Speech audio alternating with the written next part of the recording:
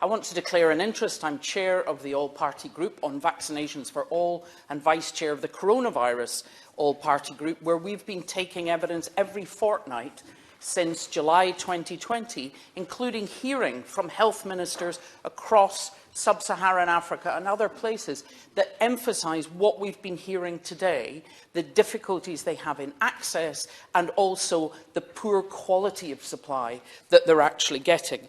It is certainly true that all of us have gained from the researchers who've developed new vaccines, and I too pay tribute to the staff of the 4 NHSs across the UK for the speed and skill with which they have delivered it.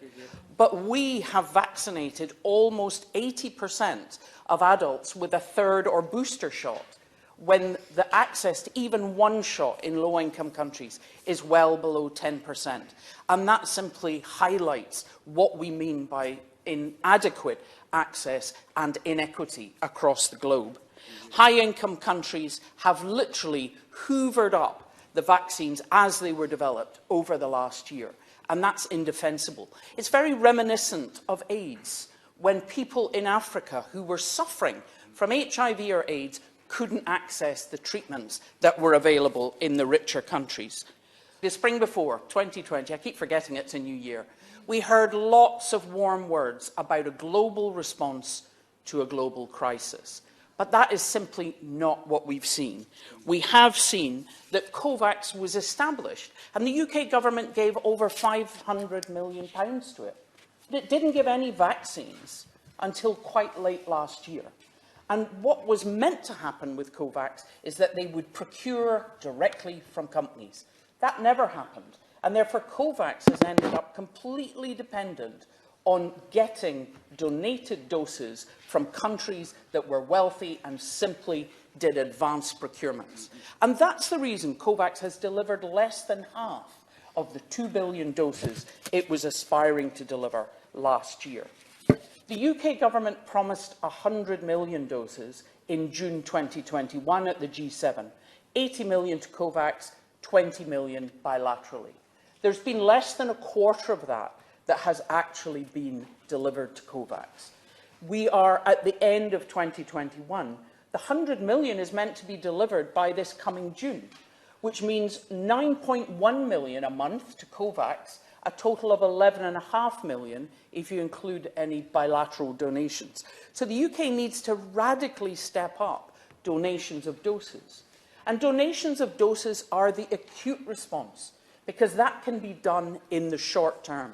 The UK has enough excess that it could carry out its third, and indeed for many vulnerable patients, 4th doses, as I've had myself as an immunocompromised person, and still accelerate the donation of doses to more than meet its target by June. The problem is wealthy countries think they can protect their populations purely by vaccinating their own population. And Omicron shows that simply isn't true. When you have large parts of the world, particularly in the global south, with low access to vaccines, you will generate high spread. You will generate, therefore, more mutations, and eventually there will be new variants. And some of those variants may be as infectious as Omicron, may be as transmissible, may be as good at escaping either natural immunity or previous vaccination, and they may turn out to be much more severe. This fairy story that inevitably a virus is committed to becoming milder is something that we are not in a position to count on. So we still, right now, 2 years into this crisis, need a global response. And I therefore would call on the government, they need to accelerate the donations using the excess that we have.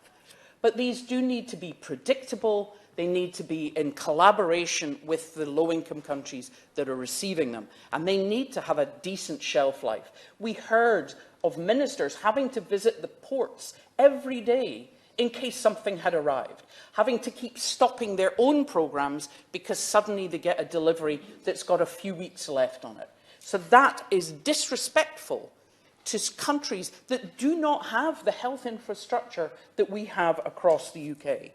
It is critical to include consumables like syringes, needles. It's also important to try and support the wider COVID-19 responses. If you look at the WHO data, you will notice the incredibly low levels of COVID supposedly in Africa. Africa does not have low levels. They have low levels of access to tests, and therefore the cases are not being registered.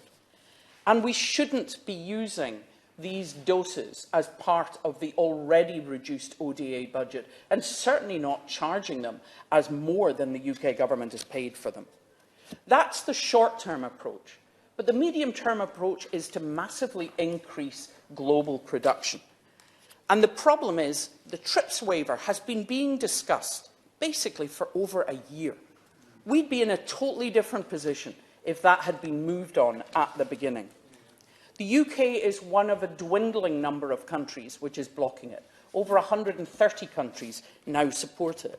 And it is important to recognise that most of the leading COVID-19 vaccines have indeed been developed with public funding, either from university settings, which are largely publicly funded, or through the huge injections by the UK government, the US government, the EU government, and others.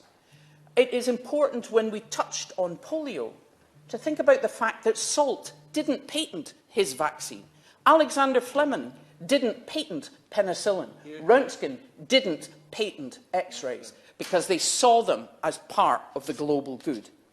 As well as getting rid of the blockage of intellectual property rights and patents, it's important that there is proper sharing of data and technology transfer.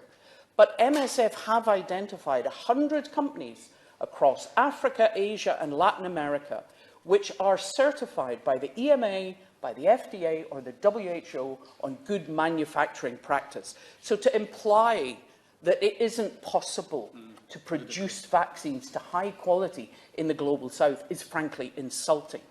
And messenger RNA vaccines hold a whole hope in the future for many neglected tropical diseases, such as TB, such as malaria and others, because of the technology. So by sharing that technology now, it isn't just about dealing with COVID-19. It actually opens up the ability to tackle the scourges of infectious diseases that many countries face. The other thing is that the UK should be increasing production to become a net exporter instead of importer.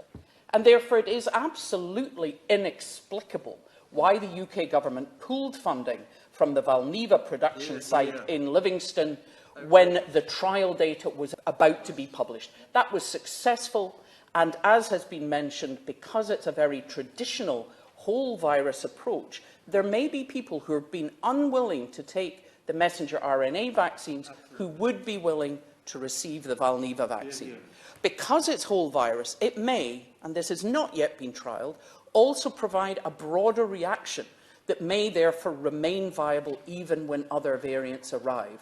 What we've seen is that Omicron, in comparison to Delta, which had 4 mutations on the spike protein, Omicron has 32.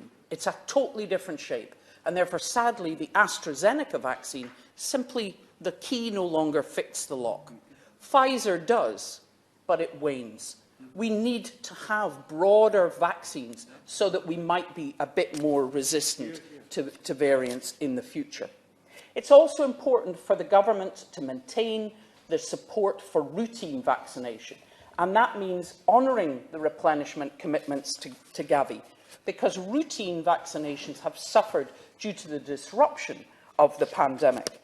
And it's important. The UK has always been a leading funder of vaccination, and they mustn't now pull back. But also to think about future pandemics. The replenishment of CEPI, the Epidemic Preparedness Initiative, is coming up this year. The UK needs to commit to that. We are all talking about the humanitarian and the moral need to support people in poorer countries to have the access we've had. But on top of the lives lost and the huge multi-trillion economic hit to the world, it is important that we recognise that this was a global challenge. The international community so far has failed. It doesn't hold great hope for that other challenge of climate crisis if we can't get our act together now in facing this.